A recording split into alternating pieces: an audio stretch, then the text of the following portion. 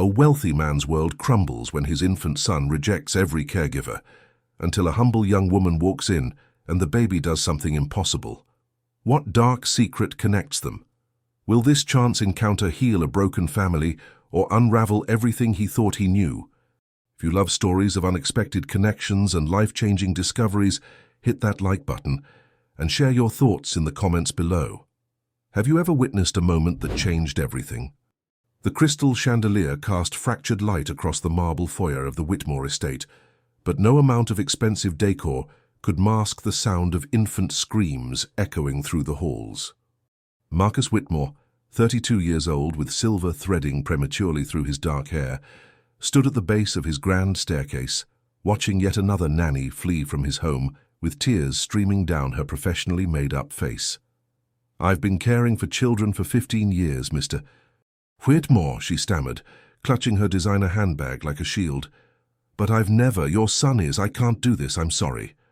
The heavy oak door slammed behind her, the 8th nanny to quit in 6 months. From the nursery upstairs, little Sebastian's wails continued, raw and heartbroken. Marcus closed his eyes, pressing his fingers against his temples. The baby was only 1 year old, but already he'd developed a reputation among the exclusive network of elite childcare professionals. They whispered about him at their agencies. The Whitmore baby. The one who rejected everyone, the child who seemed to carry some ancient grudge in his tiny body. Marcus climbed the stairs slowly, each step feeling like a mountain. The nursery door stood ajar, and through it he could see Sebastian standing in his crib, face red and wet with tears, small fists gripping the bars like a prisoner. The moment the baby saw his father, the screaming intensified, as if blaming him for everything wrong in his short life. "I know, buddy, I know." Marcus lifted his son carefully, feeling the small body stiffen in his arms. Sebastian didn't relax into him the way babies were supposed to with their parents. Instead, he turned his face away, still crying, still rejecting even his father's comfort. The truth Marcus couldn't escape was that Sebastian had every right to be angry. The baby had never known his mother. Elena had died bringing him into the world, bleeding out in the delivery room while Marcus held her hand and begged her not to leave. The doctors said it was a rare complication, a 1 in a million tragedy. But statistics didn't matter when you were burying your wife at 28 years old, when you were bringing a newborn home to a mansion that felt like a mausoleum. For the first few months, Marcus had tried to care for Sebastian himself, but running Whitmore Industries meant 100-hour work weeks, international calls at 3 in the morning, decisions that affected thousands of employees. He'd hired the best nannies money could buy, women with credentials from prestigious childcare academies, references from royal families and celebrities. Every single one had failed. Sebastian would spit in their faces, literally. He'd wail whenever they touched him, refuse bottles from their hands, and throw such violent tantrums that several nannies had worried something was medically wrong with him. But the pediatricians found nothing. Sebastian was physically healthy. He simply didn't want to be cared for by strangers. Marcus walked his screaming son to the window, looking out over the manicured grounds of the estate. "What am I doing wrong?" he whispered. "What do you need from me that I'm not giving you?" Sebastian's only answer was to grab a handful of his father's expensive shirt and pull, not with affection, but with what seemed like frustration. The baby couldn't speak yet, but his message was clear. Nothing was right, everything was wrong, and no one could fix it. The next morning, Marcus sat in his home office, staring at his computer screen with bloodshot eyes. He'd been up all night with Sebastian, who had finally exhausted himself into sleep around 4 in the morning. The latest nanny agency had sent him a polite but firm email. They would no longer be able to provide services for his family. Word had spread. He was running out of options. His assistant, Margaret, knocked softly before entering with his morning coffee. She'd been with him for 8 years and had watched his whole world collapse. "Sir, the cleaning service is here. They're sending someone new today. The regular girl had a family emergency." Marcus waved his hand dismissively. "Fine. Whatever. Just keep them quiet." Sebastian finally fell asleep. What he didn't know was that at that very moment, a battered Honda Civic was pulling up to the service entrance of his estate, and inside it sat 22-year-old Grace Sullivan, nervously gripping the steering wheel as she stared up at the massive house that looked more like a palace than a home. Grace had been cleaning houses since she was 16, working her way through community college classes she took at night. This was her first time filling in for Premium Home Services' luxury client division. The pay for one day here would cover her rent for the week. She couldn't afford to mess this up. She grabbed her supplies from the trunk and made her way to the service entrance where a stern-looking housekeeper met her with a clipboard. "You're late." "I'm sorry. The GPS." "The family is particular about noise. There's an infant in the house who finally went to sleep. Start with the upstairs East Wing bedrooms and work your way down. Don't touch anything in the master suite or the nursery. Those rooms are off limits." Grace nodded, following the housekeeper through a maze of hallways that seemed designed to make working-class people feel small. Everything was white marble and gold fixtures, art that probably cost more than her car, silence that felt hostile rather than peaceful. She started in one of the guest bedrooms, working methodically, trying not to think about how different this world was from her tiny studio apartment, with its water-stained ceiling and temperamental heating. She was dusting an antique dresser when she heard it, a baby's cry, not the furious screaming she'd heard when she first arrived, but a softer, sadder sound that tugged at something deep in her chest. The crying got louder. Grace glanced at the hallway, knowing she wasn't supposed to go near the nursery, but the sound pulled at her. She found herself walking toward it almost involuntarily, her cleaning supplies forgotten. The nursery door was cracked open. Through it she could see a beautiful room decorated in soft blues and whites, expensive toys scattered across plush carpet, and in the center of it all, a crib where a small figure stood, holding the bars and crying with a hopelessness that shouldn't exist in someone so young. Grace knew she should walk away. This wasn't her job. She'd been explicitly told not to enter this room, but she'd grown up with younger siblings, had practically raised her baby brother when her mother was working 3 jobs, and she couldn't just leave a crying baby alone. She pushed the door open slowly. "Hey, little one," she said softly. "What's wrong?" Sebastian turned toward her voice, his face red and wet with tears, his small chest heaving with sobs. For a moment, he just stared at her with those enormous grey eyes that looked far too old for his face. Then something impossible happened. The crying stopped. Sebastian's expression shifted from despair to something like wonder. His small mouth curved into a smile, the first real smile that had ever graced his face since birth, according to the whispered gossip among the household staff. He reached his tiny arms toward Grace, making the grabbing motions that babies do when they want to be held. Grace looked behind her, certain he must be reaching for someone else. But they were alone. Hesitantly, she approached the crib. "Can I pick you up, sweetheart?" Sebastian's smile grew wider. He bounced on his feet with excitement, something the nannies had reported he never did. Grace lifted him carefully, expecting him to immediately start crying or stiffen in her arms. The way the housekeeper had warned her, he did with everyone. Instead, Sebastian molded himself against her, tucking his small head under her chin with a contented sigh. And then, before Grace could process what was happening, the baby pressed his tiny lips against her cheek in an unmistakable kiss. Tears sprang to Grace's eyes. She didn't understand why, but holding this child felt like coming home to a place she'd never been. Sebastian nuzzled against her, making soft, happy sounds, his small hand clutching her work shirt as if afraid she might disappear. That's when Marcus Whitmore appeared in the doorway, frozen in shock at the sight before him. His impossible son, the baby who rejected everyone, was nestled peacefully in the arms of a young woman in a cleaning service uniform, both of them bathed in morning light from the window, looking for all the world like a Madonna and child painting. "Who are you?" Marcus breathed, his voice barely audible. "And what did you just do to my son?" Grace's head snapped up at the sound of Marcus's voice, her eyes wide with panic. "I'm so sorry, sir. I heard him crying and I know I wasn't supposed to come in here, but I couldn't." She started to put Sebastian back in the crib, but the moment she tried, the baby let out a wail of protest and clung to her shirt with surprising strength. Marcus held up his hand, stepping fully into the nursery. Don't put him down." He moved closer, studying them with an intensity that made Grace uncomfortable. His eyes, The same stormy grey as his son's held a mixture of desperation and disbelief.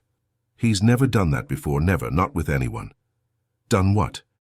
Grace asked, instinctively rocking Sebastian in her arms the way she'd done with her baby brother years ago. The baby immediately settled, resting his head on her shoulder with complete trust. Smiled. Reached for someone. Let someone hold him without screaming. Marcus ran his hand through his already disheveled hair. 8 nannies have quit in 6 months. The last one lasted 45 minutes. Women with decades of experience, the best credentials money can buy, and he spits in their faces, literally spits in their faces. Grace looked down at the peaceful child in her arms, finding it hard to believe he could be the monster being described. Sebastian gazed up at her with those ancient eyes, then reached up to touch her cheek with his small hand, so gently it made her heart ache. "I don't understand," she whispered. "Neither do I." Marcus stepped closer, close enough that Grace could smell his expensive cologne, could see the dark circles under his eyes that spoke of too many sleepless nights. "What's your name?" "Grace. Grace Sullivan. I'm just filling in today for the regular cleaning girl. This is my first time here." "Grace," Marcus repeated, as if testing the name.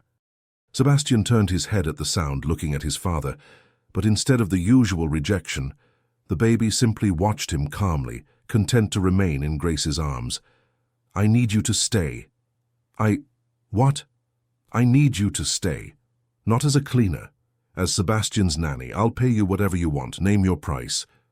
Grace felt like the floor had dropped out from under her. "Mr. Whitmore, I'm not qualified to be a nanny. I don't have any training or certifications, or I don't care about certifications. Look at him." Marcus gestured to his son, who was now playing with a strand of Grace's brown hair, completely at peace. "He's happy." "That's all that matters. Please, I'm begging you." The vulnerability in his voice shocked her. This man who lived in a mansion, who probably had more money than she could imagine, was begging her, a house cleaner from the wrong side of town, for help. "I have classes," she said weakly, "at the community college, at night. I'm studying early childhood education, but I'm only in my 2nd year. I'll work around your schedule, morning and afternoon shifts. I'll pay for the rest of your degree, whatever you need." Marcus moved even closer, and Grace could see genuine fear in his eyes. "You don't understand what it's been like. He cries all the time. He won't let anyone touch him. I was starting to think I'd failed him completely, that losing his mother broke something in him that couldn't be fixed. But you, something about you reaches him." Grace looked down at Sebastian, who had dozed off against her shoulder, his tiny fist still clutching her shirt, his breathing soft and even. She thought about her cramped apartment, her maxed-out credit cards, the constant stress of juggling 3 part-time jobs while trying to finish school. She thought about how this one day of cleaning was supposed to cover her rent. She also thought about her mother, who died 2 years ago from cancer they couldn't afford to treat properly. About her brother Danny, now 13 and living with their aunt who barely tolerated him. About all the time she'd wished someone with resources had reached out to help them when they were drowning.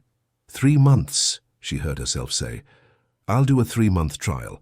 If it's not working for either of us, we can end it with 2 weeks' notice." The relief that washed over Marcus's face was so profound, it was almost painful to witness. "Thank you, God, thank you. When can you start?" "I need to clear it with the cleaning service, give notice at my other jobs. How about Monday?" "Perfect. I'll have my lawyer draw up a contract." He paused, seeming to realize something. "You're young." 22, you said. "Do you have a boyfriend or husband who might object to the hours?" Grace shook her head. "No, it's just me." Something flickered across Marcus's face, but it was gone before she could identify it. "Right. Well, let me show you around," explained Sebastian's routine or lack thereof. For the next hour, Marcus walked Grace through the estate, pointing out the nursery's supplies, Sebastian's feeding schedule, his medical records. The baby remained peacefully in Grace's arms the entire time, occasionally making small cooing sounds that Marcus watched with amazement. "His mother," Marcus said suddenly as they stood in the nursery again. "Eleanor. She was 28 when she died. You remind me of her a little. Not physically, but something." Grace didn't know what to say to that. She simply held Sebastian closer, feeling the weight of this broken family's grief pressing down on all of them. When it was time for her to leave, Sebastian began to fuss the moment she tried to put him down. "Shh, sweetheart," Grace murmured. "I'll be back on Monday, I promise." "He doesn't understand promises," Marcus said quietly, watching his son's face crumple toward tears. "Maybe not with words," Grace said. She kissed Sebastian's forehead gently.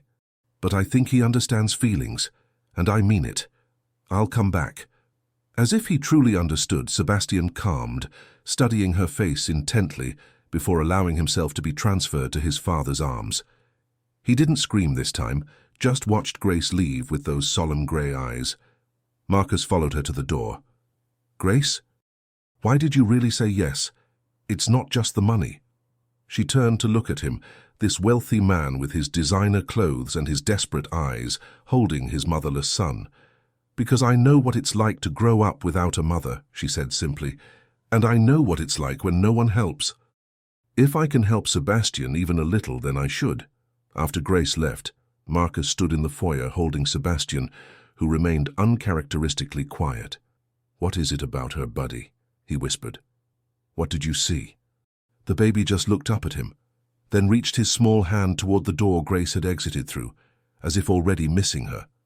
That night, Marcus sat in his study, a glass of whiskey untouched beside him, staring at Elena's photo on his desk.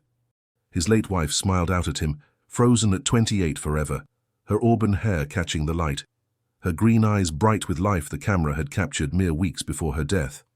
"I hired someone today," he told the photograph. "A girl Sebastian actually likes. First person he's ever bonded with." He picked up the photo, tracing Elena's face with his thumb. "She's young, 22. Says she's studying early childhood education. There's something about her, Elena, something that made Sebastian smile for the first time in his life."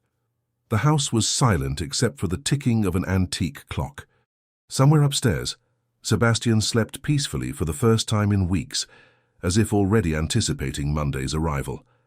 Marcus didn't know it yet, but his decision to hire Grace Sullivan would unravel secrets that had been buried for over 20 years.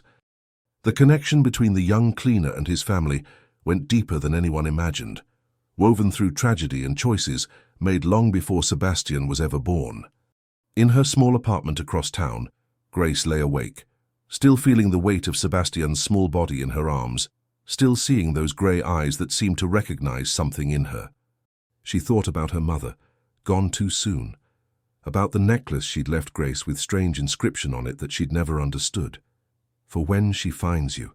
She reached for the necklace on her bedside table, running her fingers over the worn silver pendant shaped like half a heart. Her mother had made her promise never to lose it, had told her it was important in ways Grace would understand someday.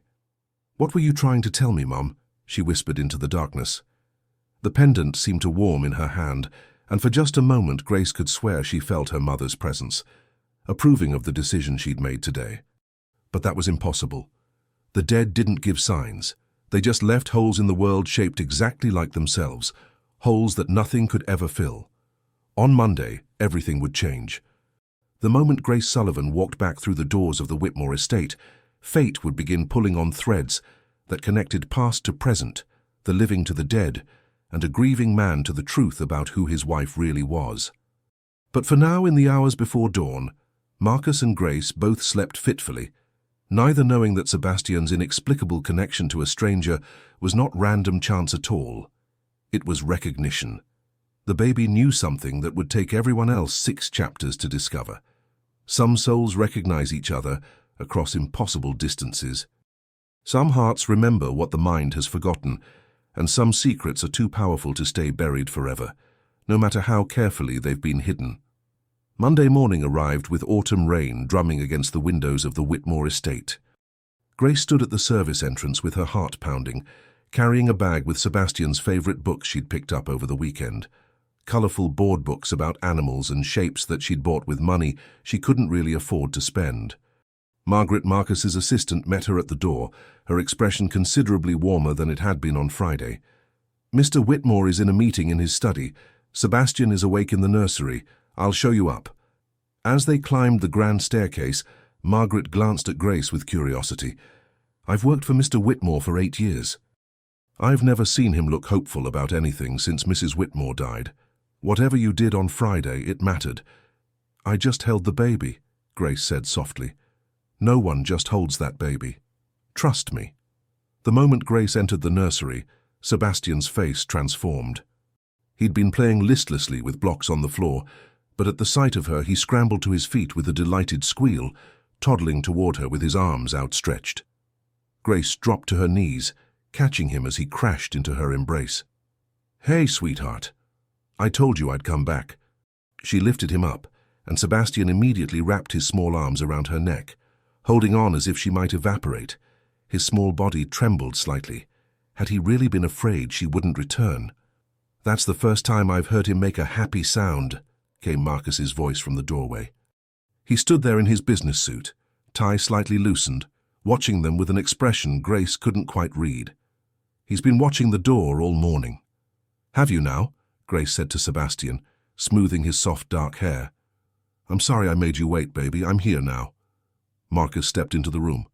"I had my lawyer prepare this." He handed her an envelope. "Your contract. The salary might seem high, but it's what I was paying the other nannies, and they didn't accomplish in months what you did in minutes." Grace opened the envelope with one hand, her other arm still holding Sebastian. Her eyes widened at the figure on the contract. It was more than double what she made from all 3 of her part-time jobs combined. "This is too much." "It's not." Marcus's voice was firm. "And there's a signing bonus, first month's salary up front, health insurance that starts immediately, and a stipend for educational expenses." He paused.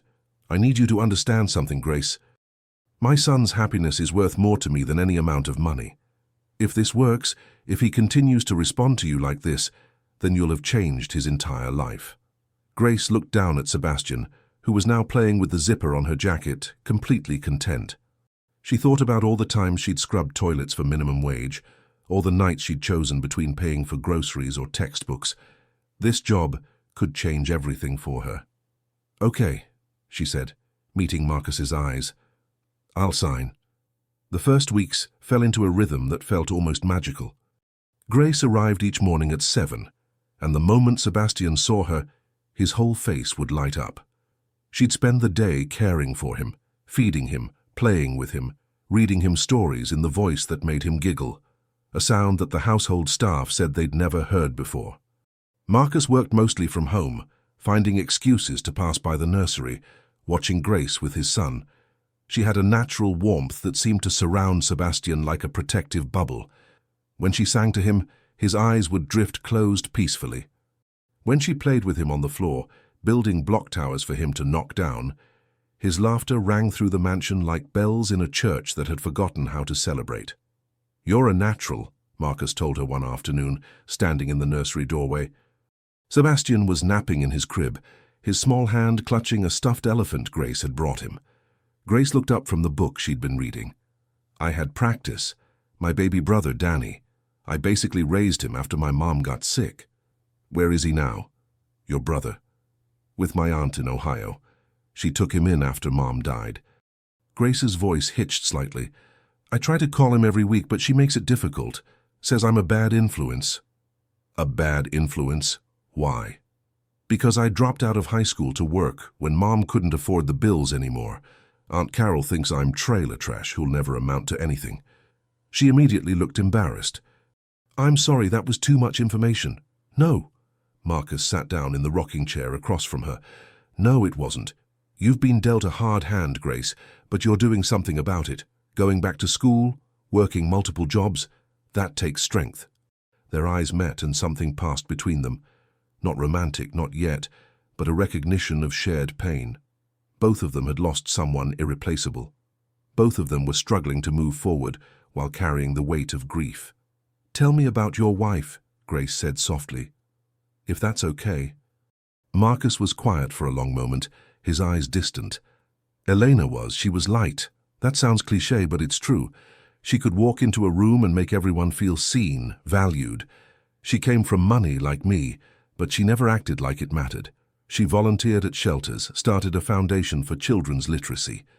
His voice cracked. She was so excited to be a mother. We'd tried for 3 years before, Sebastian. She called him her miracle baby. "I'm so sorry," Grace whispered. "The worst part is that Sebastian will never know her. He'll never know how much she wanted him, how she used to sing to him when he was still in her belly, how she'd already planned out his whole childhood with this fierce, protective love." Marcus looked at his sleeping son. "And I can't even give him what he needs to heal from losing her." "Yes, you can," Grace said firmly. "You did. You kept looking until you found someone who could reach him.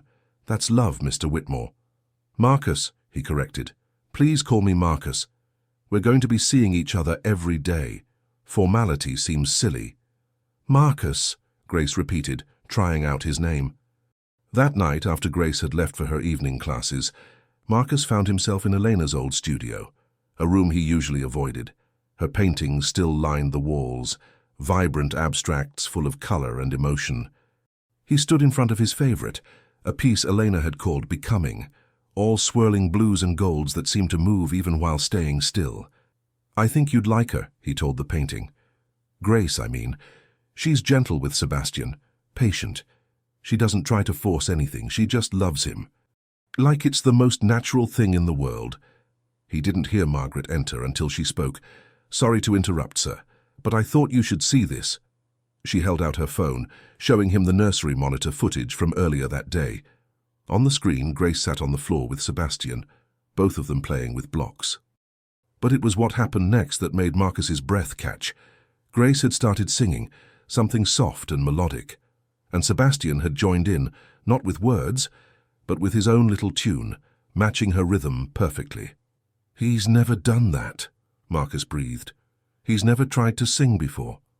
"There's more." Margaret fast-forwarded the footage to a moment when Grace had stepped out of the room briefly. Sebastian had immediately toddled to the door, pressing his small hand against it, waiting. Not crying or screaming like he used to when nannies left, just waiting with complete faith that she would return.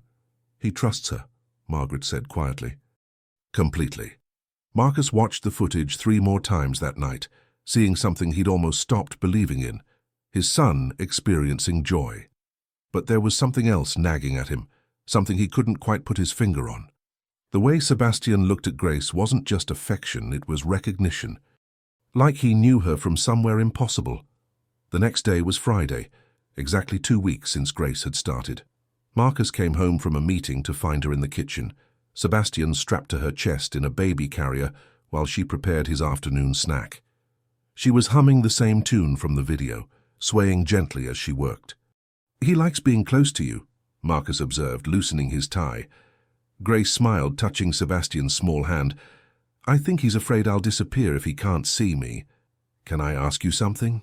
It might sound strange." "Sure." Marcus hesitated, then pulled out his phone, scrolling to a photo of Elena holding a newborn Sebastian in the hospital, hours before she died. He turned it toward Grace. "Does she look familiar to you?" "At all." Grace studied the photo carefully, her expression shifting to something Marcus couldn't quite read. "She's beautiful," she said finally. "Those eyes. Sebastian has her eyes. That's not what I asked." Grace handed back the phone, her hand trembling slightly. "No, I've never seen her before. Why?" "Because Sebastian responds to you like he knows you, and I keep thinking there must be a reason." Marcus watched her carefully, looking for signs of deception, but saw only confusion mirroring his own. Maybe he just needed someone who... Grace trailed off, looking down at the baby dozing against her chest. "Someone who understands what it's like to lose a mother. Even if he's too young to remember her, maybe he feels that loss. And maybe he senses that I understand that kind of emptiness." It was a logical explanation, but logic didn't explain why. Later that night, Marcus found himself in his late wife's things, pulling out her old journals. Elena had written prolifically, documenting everything. He'd been unable to read them since her death, the pain too raw. But now something compelled him to open them. He started from the beginning, from when they'd first met at a charity gala 10 years ago. Elena's elegant handwriting filled page after page with their courtship, their wedding, their struggles to conceive. Then 5 years ago, he found an entry that made his blood run cold. "Marcus can never know about my sister. Mother made me promise before she died. But today I saw her, Just a glimpse of her daughter in the grocery store. She must be around 17 now. She has mother's eyes. I wanted to run after her, to tell her who I am, but what good would it do? Mother gave her up for a reason. Some secrets are better left buried. But God, how I wish I could know her. How I wish I could give her the family she deserves. Marcus read the entry 3 times, his hands shaking. Elena had a sister. A half-sister, apparently, that she'd been forbidden to contact. A sister who would be 22 now, the same age as Grace. He grabbed another journal, frantically flipping through pages, looking for more references. There, another entry from 2 years before Elena's death. I hired a private investigator. I know I shouldn't have, but I needed to know she was okay. Her name is Grace Sullivan. She's working 3 jobs to support herself and her younger brother after their mother died of cancer. My half-sister is struggling, and I have all this money and I can't help her because of a promise made to a dead woman who never cared about anyone but herself. I dream about her sometimes. In my dreams, we're friends. In my dreams, I tell her the truth. The journal slipped from Marcus's hands, pages fluttering. Grace Sullivan, Eleanor's sister. Sebastian's aunt. And neither Grace nor Sebastian seemed to know. Or did they? Was that why Sebastian had recognized her instantly? Some biological, instinctual knowledge that she was family? Was that why Grace had felt so drawn to the child? Why she'd agreed to this job despite having no formal qualifications? Marcus's mind raced through implications. If Grace was Elena's sister, then she was family. She had a right to know. But Elena had kept this secret for a reason, and bringing it to light now could complicate everything, legally, emotionally, in ways he couldn't predict. He thought about calling his lawyer, but it was past midnight. Instead, he found himself walking to the nursery, where Sebastian slept peacefully, illuminated by a nightlight shaped like stars. The baby looked so much like Eleanor, it hurt. Same dark hair, same delicate features. But he had Marcus's grey eyes, a genetic gift that somehow made the loss of Elena more bearable, as if part of her lived on in their son anyway. Tomorrow, he would have to decide what to do with this information. Tomorrow he would have to choose between truth and protection, between giving Grace her heritage and potentially destroying the fragile peace they'd finally found.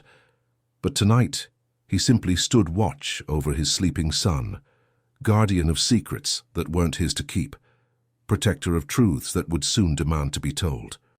In the distance, thunder rumbled, and rain began to fall again, as if the sky itself knew that storms were coming to the Whitmore estate, storms that would either wash everything clean or destroy what little remained of their carefully constructed lives.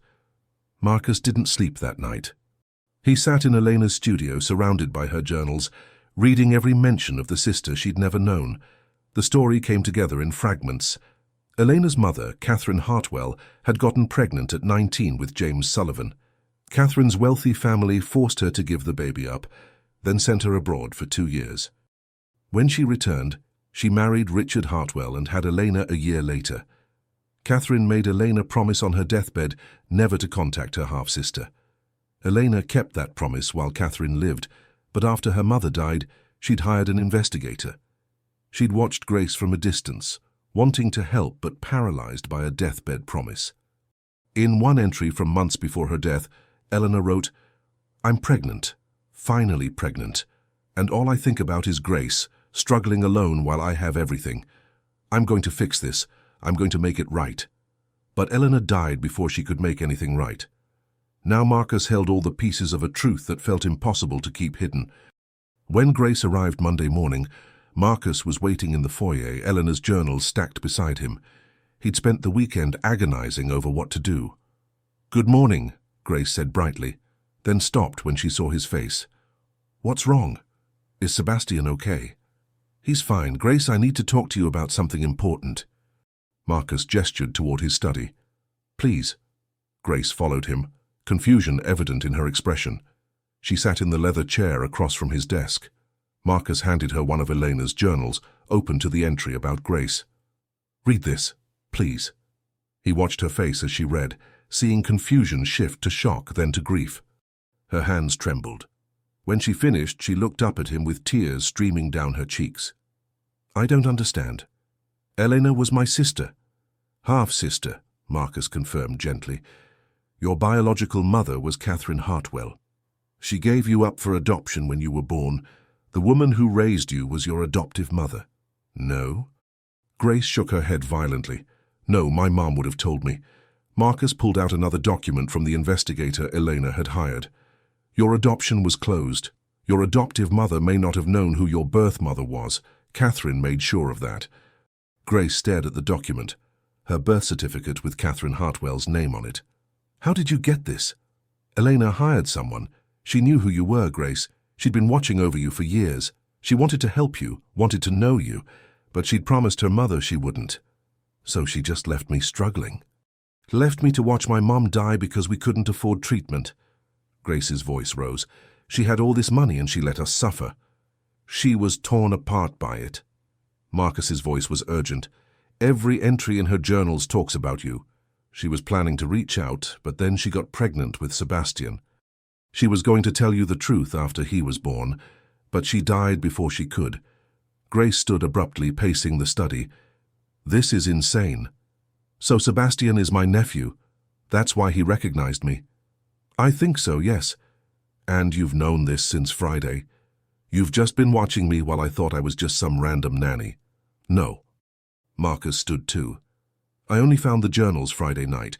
I've spent the entire weekend trying to figure out what to do, whether to tell you at all. Whether to tell me? Grace's voice was sharp. You were considering keeping this from me? To protect you, Marcus said quietly, and to protect Sebastian. Grace, if this becomes public, there could be legal complications. Elena's family, your biological family, they're powerful people. If they find out Catherine had another child, it could open questions about inheritance. It could get ugly. Grace laughed, but there was no humor in it. I don't want their money. I never even knew they existed. She wrapped her arms around herself. My whole life I felt like something was missing, like there was this hole inside me. I thought it was because I was adopted, but it was this. It was knowing, somehow, that there was family out there who'd chosen not to know me. Elena didn't choose that, Marcus said softly. She was bound by a promise. If you read all her journals, you'll see how much she cared about you. Grace sank back into the chair, face in her hands. I don't know what to do with this. Marcus knelt in front of her chair. You don't have to do anything right now. Take time. Process it. But Grace, Sebastian needs you. Whatever else is true, that baby upstairs loves you. He needs you in his life. You're his family. You're his mother's sister. Does anyone else know? Just us. My lawyer knows I discovered something in Elena's past, but not the details. I wanted to talk to you first. Grace was quiet for a long time. Finally, she said, I need to see Sebastian. They went upstairs together, and the moment Sebastian saw Grace, he lit up, reaching for her with complete trust. Grace lifted him, and now Marcus could see it, the resemblance. Sebastian had Eleanor's features, but something of Grace too. Hey, baby, Grace whispered. I'm your Aunt Grace. Did you know that? Is that why you knew me right away? Sebastian touched her wet cheeks, making small questioning sounds. It's okay, she assured him. These are complicated tears. Marcus watched them together. What do you want to do? He asked quietly. Grace looked at him over Sebastian's head. I want to keep taking care of him. I want to read Elena's journals to know my sister. And I want to think about the rest, about whether to tell anyone else. That's fair. But Marcus, I'm angry. I'm angry at Catherine Hartwell for giving me away. I'm angry at Elena for not breaking her promise sooner, and I'm angry at myself for not somehow knowing. Her voice broke.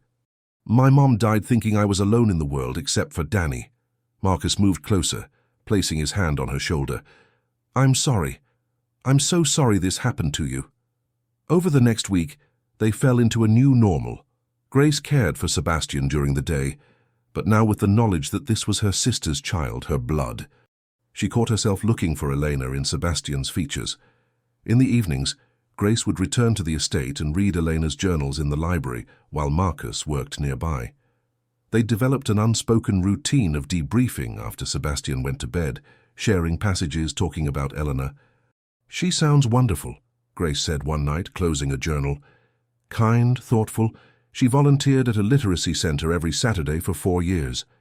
She was wonderful, Marcus agreed. Too good for someone like me, honestly.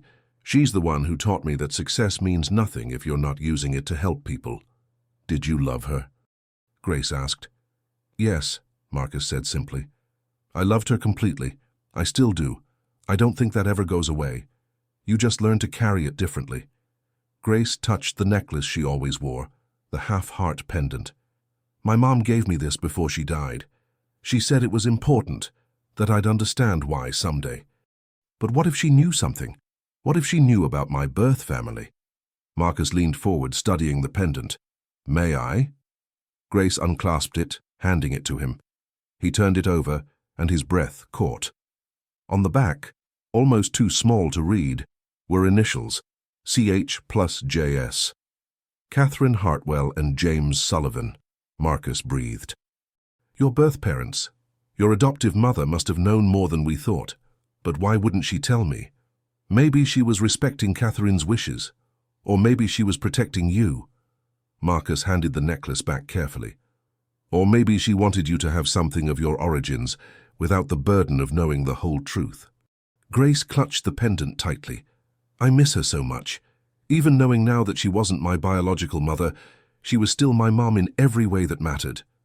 That's what makes someone a parent, Marcus said gently. Not biology, love, sacrifice, showing up every day even when it's hard. Their eyes met, and something shifted between them, an understanding, a connection that went beyond their shared love for Sebastian. The moment was interrupted by Sebastian's cry over the baby monitor. Both moved toward the stairs, but Grace got there first. By the time Marcus reached the nursery, she already had Sebastian in her arms, soothing him. Shh, sweet boy. Aunt Grace is here. I've got you. Aunt Grace. The words made everything more real, more permanent. Sebastian calmed quickly, nuzzling into Grace's shoulder. She carried him to the rocking chair, singing softly, and Marcus watched from the doorway. That's when Margaret appeared beside him, voice urgent. Sir, I'm sorry to interrupt, but there's someone at the gate. Catherine Hartwell's sister, Judith. She says she needs to speak with you immediately about a family matter. Marcus felt his blood run cold. Elena's aunt, someone who might recognize Grace. Tell her I'll meet her at the gate, Marcus said quickly. Don't let her into the house. And Grace, stay here. Keep Sebastian quiet. Don't let anyone see you. Grace's eyes widened with understanding and fear. She can't know I'm here. Not yet. Marcus hurried downstairs and out to the gate, where a silver-haired woman in an expensive coat waited beside a black Mercedes. Judith Hartwell had Elena's elegant bone structure, but none of her warmth. Marcus, she said coolly, we need to talk about Catherine's estate. There are some irregularities that have come to light. What kind of irregularities? A sealed adoption file that someone accessed illegally. Someone hired an investigator to open records that were meant to stay closed forever. Judith's eyes were sharp. Elena hired that investigator, didn't she? Marcus kept his face neutral. I don't know what you're talking about. Don't lie to me. I know my niece. She always was too soft-hearted, too curious about things that should have stayed buried. Judith stepped closer. If Catherine's mistake has surfaced, if that child shows up claiming family ties, there will be legal consequences. The Hartwell family will not acknowledge or support any claim to Catherine's legacy. There are no claims, Marcus said coldly, and I'd appreciate it if you'd leave my property. Just remember, Marcus, some secrets are kept for good reason. Opening old wounds helps no one.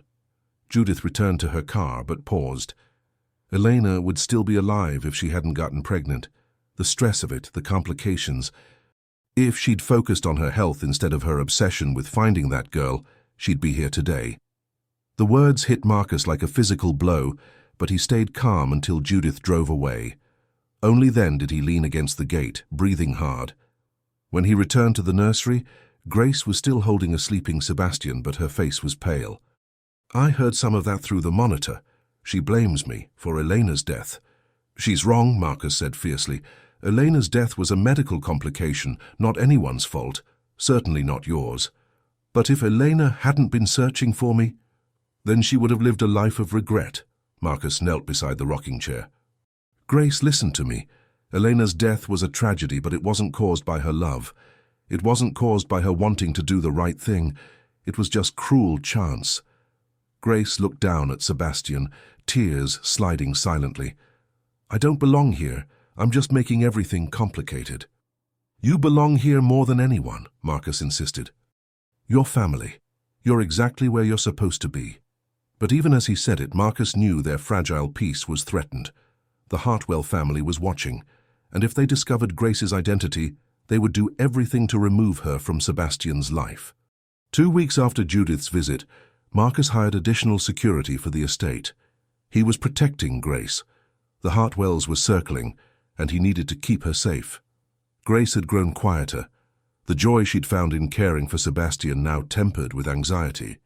She jumped at unexpected sounds, watched the gates nervously. The weight of being someone's secret was crushing her. "I'm ruining your life," she said one evening, finding Marcus in his study. "You hired me to help your son, and instead I've brought all this drama." Marcus looked up from his laptop, eyes tired. "You didn't bring anything. This drama existed long before you walked through my door. But you could make it go away."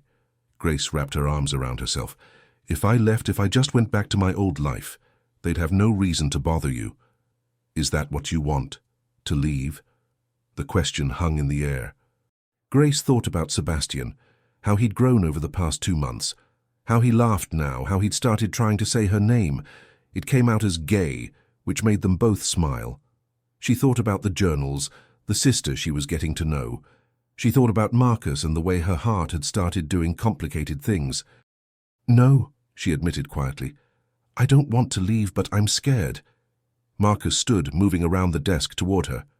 "So am I. But I'm not scared of the Hartwells. I'm scared of losing what we've built here. Sebastian has a family now. You, me, all of us together. That's worth fighting for. Even if it gets messy?" "Especially if it gets messy." He was close enough now that Grace could see the flecks of green in his gray eyes. "Grace, I need to tell you something, and I'm terrified it's going to make everything more complicated, but I can't keep it to myself anymore." Grace's heart pounded. "What?" Marcus was interrupted by his phone buzzing urgently. He glanced at it and his expression darkened. "It's my lawyer. At 10 p.m. That's never good." The call lasted 15 minutes, and Grace watched Marcus's face cycle through shock, anger, and determination. When he hung up, he looked at her with dread. "The Hartwells are filing a lawsuit. They're claiming that as Eleanor's relatives, they have visitation rights to Sebastian. Can they do that?" "They're trying, but they're arguing that I'm an unfit father because I keep hiring inappropriate caregivers who quit within weeks." Marcus's voice was bitter. "They're using my desperation as evidence that I can't provide a stable home." "That's insane. That's legal warfare." Marcus ran his hands through his hair. "And my lawyer says if they dig deep enough, if they find out about you, they'll use your lack of credentials, your relationship to Elena, everything they can to paint you as some con artist." Grace felt sick. "Maybe I should quit, voluntarily, before they find out." "No." Marcus's voice was steel. "Absolutely not. That's exactly what they want, to isolate Sebastian, to control who has access to him. If we give in now, they win. But if I stay, I'm putting Sebastian at risk." "You're not putting anyone at risk." Marcus moved closer, taking her hands. "Listen to me. These people don't care about Sebastian. They didn't visit once in his first year. They sent a card when he was born.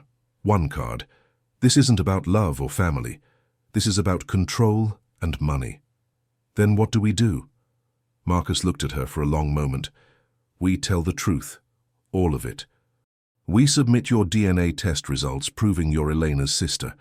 We show that Sebastian's connection to you is biological, that his improvement is documented, that you're his family. We make it impossible for them to paint you as an outsider. But that reveals everything. The secret Catherine wanted buried. Catherine is dead. And her secret has caused enough damage." Marcus's grip on her hands tightened. "It's time to bring everything into the light." The next week moved in a blur. Grace submitted to a DNA test that confirmed what they already knew.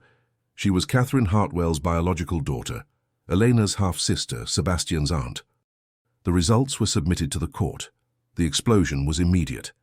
Judith Hartwell showed up at the gate again, this time with lawyers, demanding to see Grace, threatening lawsuits. Marcus had to call the police. The tabloids got hold of the story within days. Dead socialite's secret sister revealed. Hartwell family scandal erupts over hidden child. Grace's phone wouldn't stop ringing. Reporters, distant relatives, people claiming to be friends. She had to change her number twice.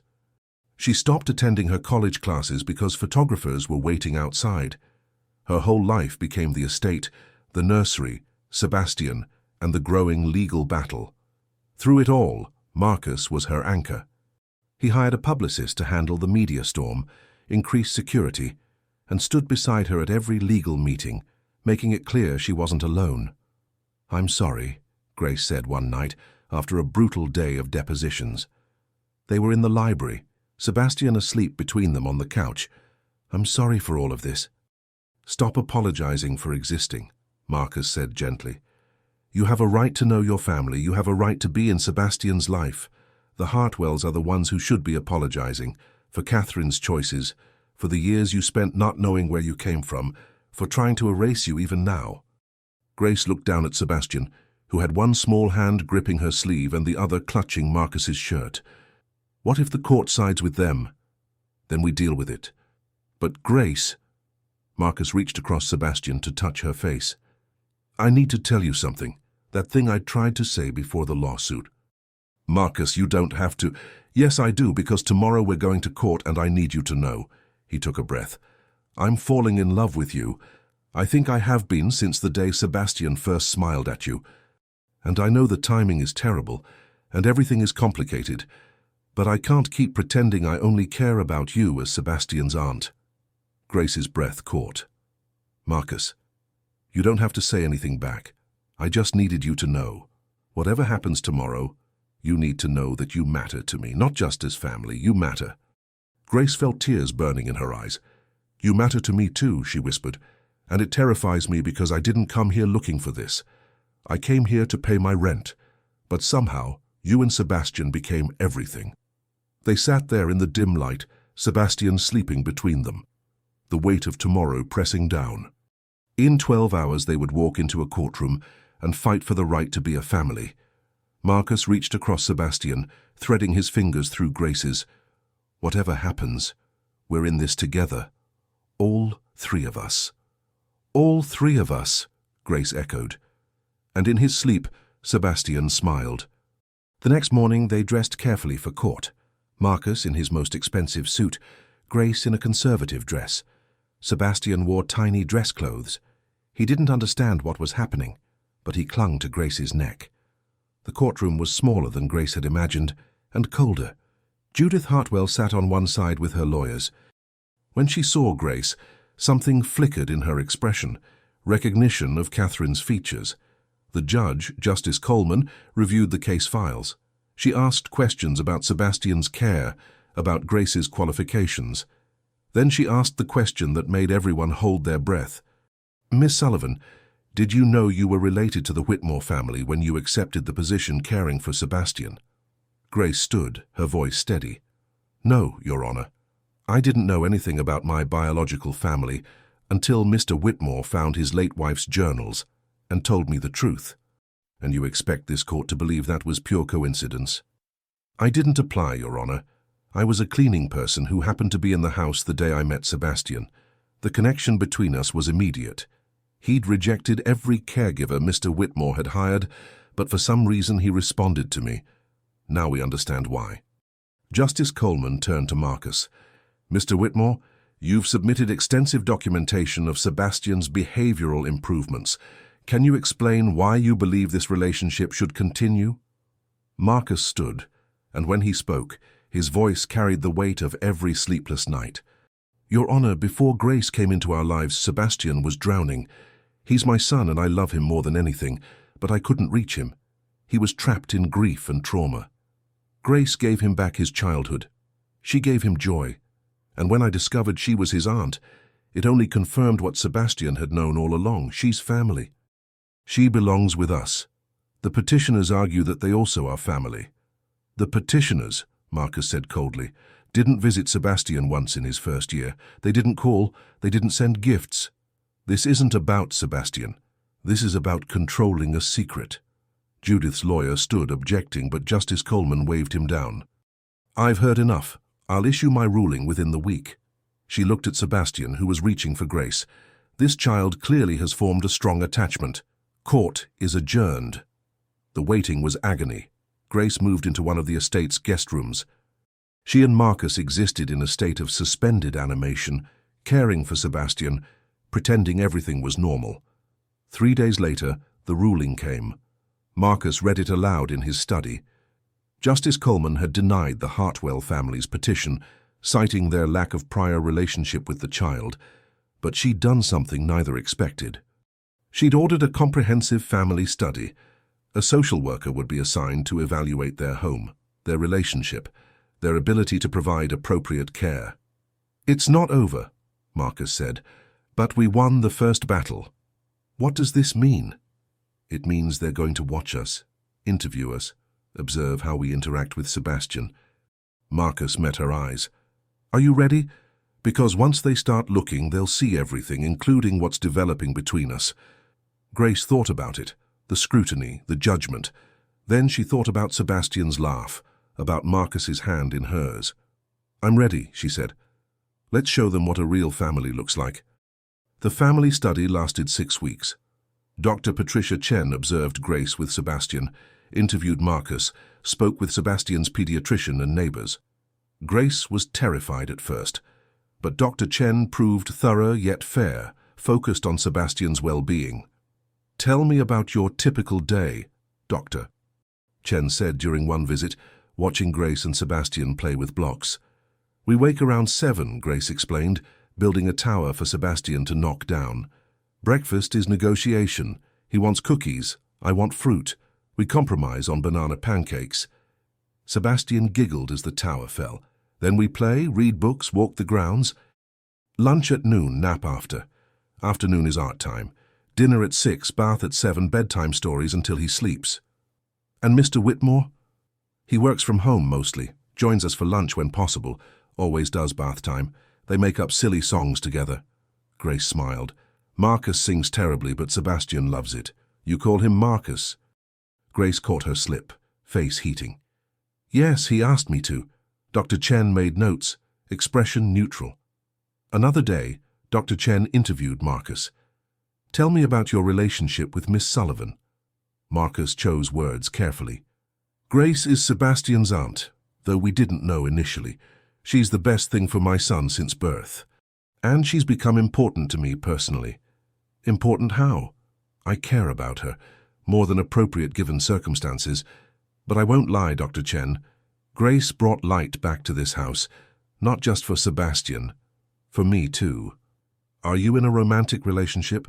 Not yet, everything's been complicated. But if you're asking whether I want to be, yes. Dr. Chen studied him. You understand that could complicate custody. The best thing for my son is having his aunt in his life. The best thing for me is someone who understands loss and building family from broken pieces. If that's complicated, so be it.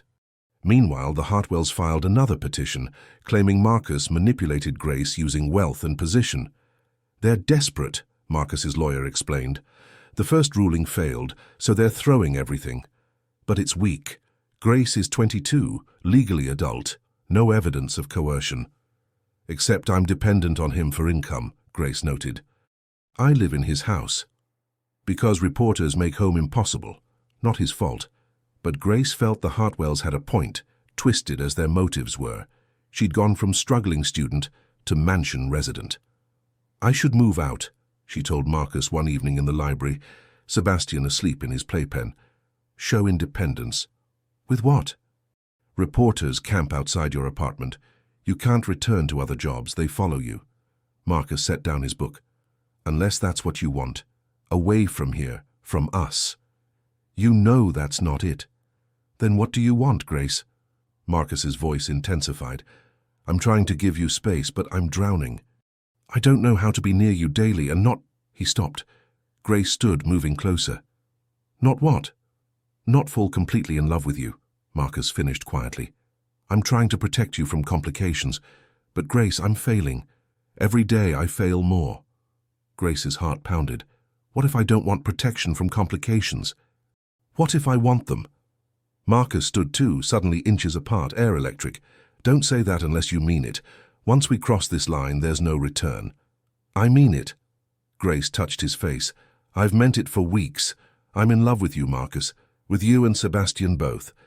This weird, impossible family we stumbled into, I love all of it.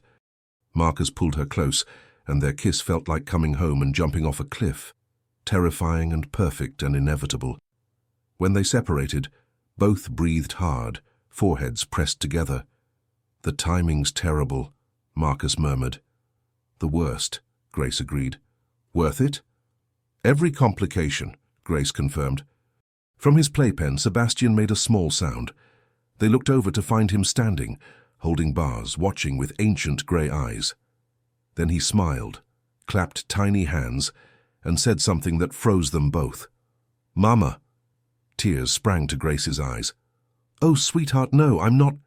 Maybe you are, Marcus said softly. Not Elena. No one replaces her. But maybe you're the mother Sebastian needs now. Over 2 weeks, everything accelerated. Dr. Chen completed her evaluation and submitted her report. The Hartwells filed another objection. Grace and Marcus stopped pretending their relationship was purely professional. The final hearing was scheduled for late November Friday. Snow fell outside the courthouse, and Grace held bundled Sebastian, keeping him calm. Whatever happens, Marcus said, taking her free hand, we'll figure it out. Together? Always. Inside, Justice Coleman looked stern, the weight of her decision evident. The Hartwells sat on one side, Grace and Marcus on the other, with Dr. Chen's thick report between them. I've reviewed Dr. Chen's family study extensively, Justice Coleman began. I've also considered new allegations. This has been complex. Grace held her breath. Petitioners argue Miss Sullivan's presence results from manipulation. They argue her lack of credentials, combined with sudden elevation from poverty, suggests inappropriate relationship motivated by financial gain. Judith looked triumphant. However, Justice Coleman continued, and Judith's expression fell. Dr. Chen's report paints a different picture. She describes a child failing to thrive, whose development was arrested by trauma, who has blossomed under Miss Sullivan's care. She describes a relationship that is natural, loving, reciprocal. Sebastian didn't accept Miss Sullivan by force. He chose her first. Marcus squeezed Grace's hand.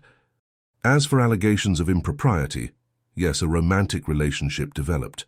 Dr. Chen documented it. But she noted both parties were transparent, appropriate boundaries exist, and Sebastian's well-being remains central. Justice Coleman looked directly at Judith. What I see isn't manipulation. I see a family that found each other unconventionally, doing their best to heal together. That petitioners, who showed no interest in this child until his aunt was discovered, now claim concern, is not credible. She turned to Marcus and Grace.